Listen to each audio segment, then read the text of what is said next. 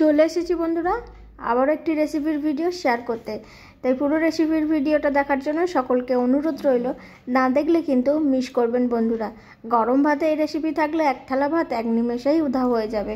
নমস্কার বন্ধুরা, welcome to Sunam cook. Sunam কুকে আপনাদের সবাইকে স্বাগত জানাই। আজ আমি আপনাদের সাথে শেয়ার করব বেগুন সুন্দরী রেসিপি। আপনারা তো অনেকেই অনেক রকমভাবে বানিয়ে খেয়েছেন, এইভাবে বানিয়ে আগে খেয়েছেন কখনো? তাই রেসিপিটা না দেখলে কিন্তু বুঝতে পারবেন না, তাই দেখার জন্য অনুরোধ রইল। এই যে এখানে আমি বেগুন নিয়েছি, বেগুনের সাইজটা একটু ছোট ছিল বন্ধুরা।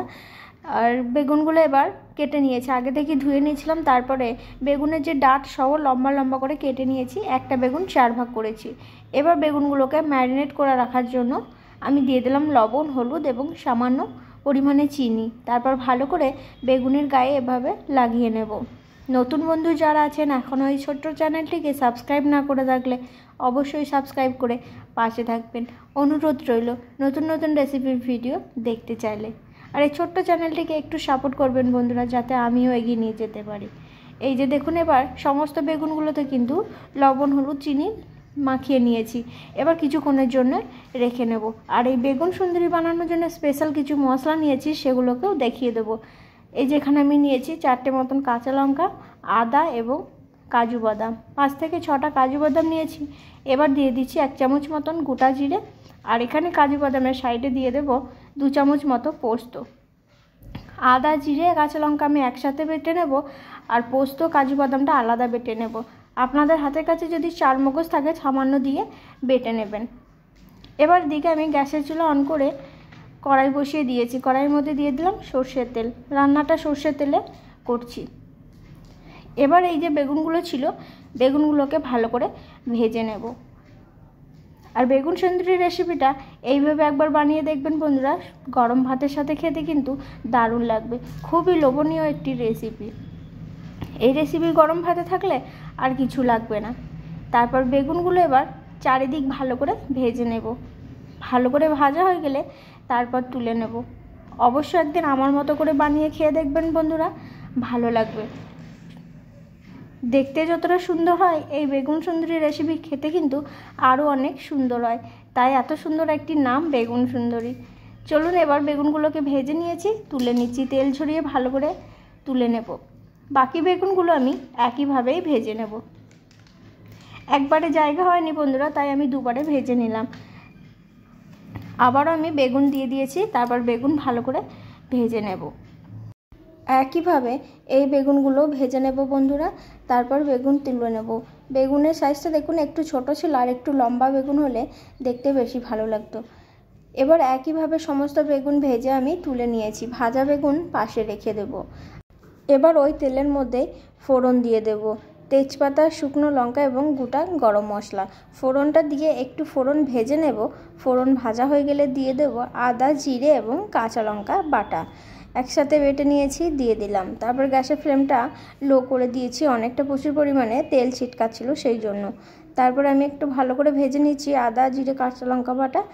কিছুক্ষণ ভেজে নেওয়ার পর দিয়ে দেবো এখানে কাজু বাদাম এবং পোস্ত বাটা। এবার যে মশলা পুরোটা দেওয়া হয়ে গেছে, ভালো করে কষিয়ে নেব। প্রায় 2-3 মিনিট মতন কষিয়ে নেব। সামান্য পরিমাণে বাটিটা ধুয়ে আমি জল দিয়ে দিলাম। জল দিয়ে ভালো করে কষিয়ে নেব, নাহলে মশলাটা কড়াই গায়ে লেগে যাচ্ছিল। এবার ভালো করে মিশিয়ে নেওয়ার পর এদিকে এবার গুঁড়ো মশলা একে একে দিয়ে দিচ্ছি।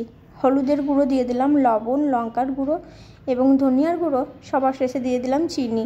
তারপর মশলাটা ভালো করে কষিয়ে নেব। 3-4 মিনিট মতন ভালো করে কষিয়ে নিলে মশলা থেকে কিন্তু দারুণ সুন্দর একটা সুগন্ধ বেরিয়ে আসবে। তারপর আমি বেগুনগুলো সিদ্ধ হওয়ার জন্য জল দিয়ে দেব। জল দিয়ে বেগুন ভালো করে সিদ্ধ করে নেব। বেগুন কিন্তু অনেকটা ভাজার সময় সিদ্ধ হয়ে গেছে, তাই খুব একটা বেশি জল লাগবে না। সামান্য পরিমাণে জল দিয়ে বেগুন দিয়ে দেব। ভাজা বেগুন দিয়ে প্রায় 3-4 মিনিট মতো লো টু মিডিয়াম ফ্লেমে ফুটিয়ে নেব। এই যে এখানে এবার বেগুন নিয়ে নিয়েছি, বেগুনগুলো গ্রেভির মধ্যে দিয়ে দিচ্ছি। তারপর ভালো করে গ্রেভির সাথে মিশিয়ে দেব, যাতে গ্রেভিটা খুব ভালোভাবে বেগুনের মধ্যে ঢুকে যায় এবং বেগুনগুলো খেতে দারুণ লাগে। এবার লো টু মিডিয়াম ফ্লেমে 3 থেকে 4 মিনিট মতন ফুটিয়ে নেব। তাহলে বেগুনটা যেটুকু সিদ্ধ হতে বাকি আছে পুরোপুরিভাবে সিদ্ধ হয়ে যাবে। তার সাথে কিন্তু দারুণ সুন্দর একটা সুগন্ধও বেরিয়ে আসবে। এই যে এখানে আমি ভালো করে 3-4 মিনিট ফুটিয়ে ঢাকনা খুলে নিচ্ছি। ঢাকনা খুলে নিয়ে এবার সবার শেষে দিয়ে দেবো সামান্য পরিমাণে ধনেপাতা কুচি এবং তার সাথে ঘি। এবার বেগুনগুলো একটু আমি নেড়ে নিচ্ছি বন্ধুরা। আপনারা যদি এর থেকে গ্রেভি একটু পাতলা রাখতে চান তাহলে আর একটু জলের পরিমাণ দিয়ে নেবেন। এবার আমি ধনেপাতা দিয়ে দিয়েছি আর ঘি দিয়ে দিয়েছি বন্ধুরা। ঘিটা স্কিপ হয়ে গেছে, দেখাতে পারিনি, তাই ঘি এবং ধনেপাতা কুচি দিয়ে ভালো করে মিশিয়ে নিয়ে গ্যাসের ফ্লেম বন্ধ করে দেব। আশা করছি বন্ধুরা আজকে শেয়ার করা এই বেগুন সুন্দরী রেসিপির ভিডিওটা গরম ভাতে এই বেগুন সুন্দরী রেসিপি থাকলে একদম জমে যাবে। তার সাথে বেগুন সুন্দরী রেসিপি থাকলে বেগুন বাহারের রেসিপির কথা ভুলে যাবেন। আজকের মতন এখানেই শেষ করব বন্ধুরা। দেখা হবে পরবর্তী আবার কোনো রেসিপির ভিডিওতে।